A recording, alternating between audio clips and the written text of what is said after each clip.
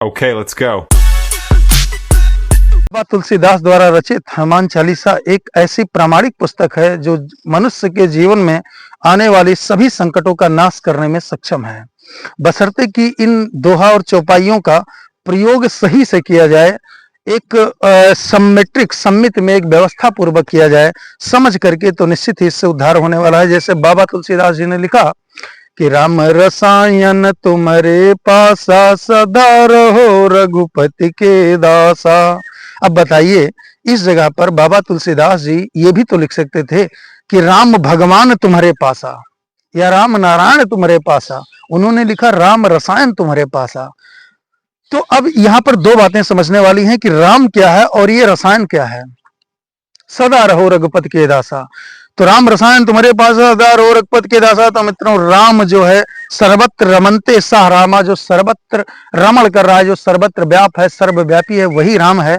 तो राम ये श्वास है, ये वायु है जो सब जगह व्याप्त कर रही है। आपके पूरे बॉडी में हर प्रकार की वायु, कहीं जो है कूर्म वायु है, कहीं प्राण वायु है, कहीं जो है उद्धव वायु है। तमाम प्रकार की जो वायु होती हैं वो सभी वायु सभी द्वारों पर रम रही हैं, यानी कि राम का स्वरूप हमारा ये श्वास ही है। और रसायन की बात जो बाबा तुलसी ने की है, राम रसायन, कि जब ये श्वास अंदर गई तो जिस प्रकार से जिस वातावरण में आप हैं उस वातावरण की फीलिंग को, एहसास को ये श्वास आपके साथ अंदर लेकर के जाती है। तो उस फीलिंग के आधार पर ही आपके अंदर हार्मोन्स का एक्सक्रिएशन होता है, हार्मोन्स निकलते हैं।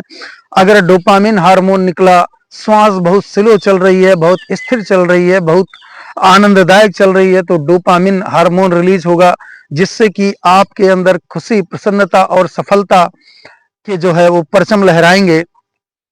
और अगर कहीं ये श्वास अंदर गई और अगर क्रोध की भावना आपके बॉडी में प्रकट होती है, घृणा की भावना प्रकट होती है, ईर्ष्या की भावना प्रकट होती है, लालच की भावना प्रकट होती है, तो यही राक्षस हो गया। तो राम रसायन ये श्वास जब अंदर जाए तो इससे किस प्रकार का रसायन आपको निकालना है।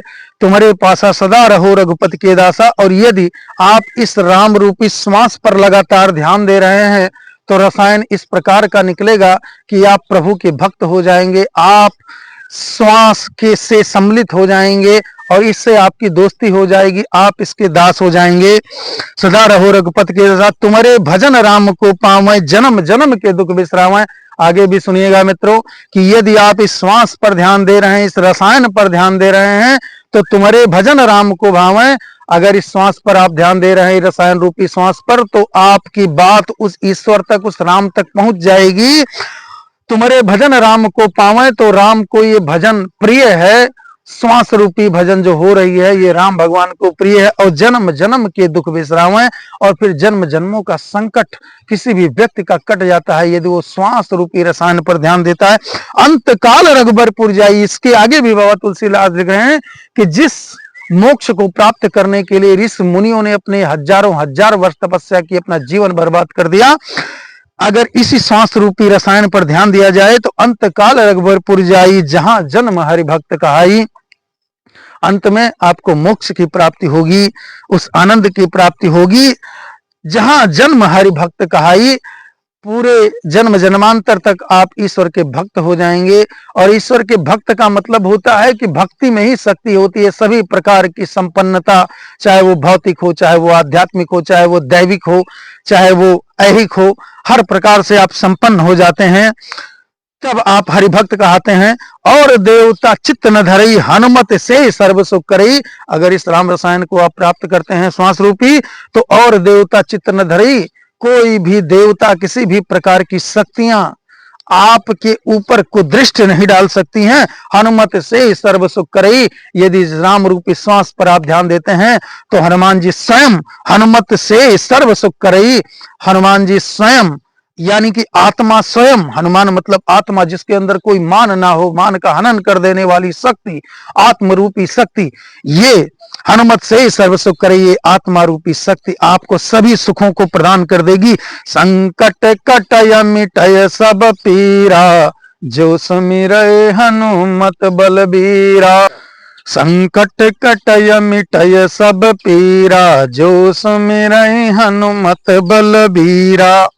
तो अगर आप आत्मा रूपी हनुमान को याद करते हैं, श्वास रूपी राम के रसायन को याद करते हैं, तो संकट कटे मिटे सब पीरा। जो सुमेरे हनुमत बलबीरा, जो अपने प्राण पर, जो अपने श्वास पर ध्यान देता है, उसका सभी संकट कट मिट जाते हैं।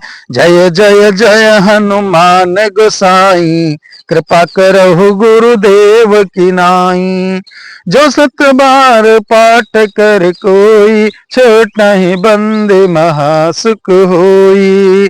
7 बार कम से कम रोज सुबह उठ करके अपने इस श्वास रूपी राम रूपी रसायन पर ध्यान दीजिए, और ये श्वास किस बिंदु को छू रही है और किस बिंदु से बाहर आ रही है, बाहर किस बिंदु को टच कर रही है, अंदर किस बिंदु को टच कर रही है। अगर आप इस पर ध्यान देते हैं कम से कम 7 बार रोज सुबह उठ करके और रोज शाम को सोने से पहले, तो जो 7 बार पाठ कर कोई, छूट ही बंदे महासुख होई। आप किसी भी प्रकार के बंधन में हैं, चाहे वो गरीबी हो, चाहे दरिद्रता हो, चाहे वो बीमारी हो, छूटे बंदे, आप हर बंधन से छूट जाएंगे और महासुख होई, और आपको परम आनंद की प्राप्ति हो जाएगी। जो या पढ़े हनुमान चालीसा, हो सिद्ध साखी गौरीसा। बाबा तुलसी और भी आगे कहते हैं कि जो भी इस हनुमान चालीसा को पढ़ता है, जो हनुमान जी की बातों को याद करके अपने इस राम रूपी रसायन को याद करता है, इसका अध्ययन करता है, इसे पढ़ने की कोशिश करता है, इस श्वास को समझने की कोशिश करता है, हो सिद्ध साखी गौरीसा, वो हर प्रकार की सिद्धियां प्राप्त कर लेता है। और साखी गौरीसा, और उसके साथ में गौरी के ईश यानी कि स्वयं गणेश की तरह बुद्धि प्राप्त होती है। भगवान शंकर हमेशा उसकी रक्षा करते हैं। तुलसीदास सदा हरि चेरा, की जयनाथ हृदय महाडेरा।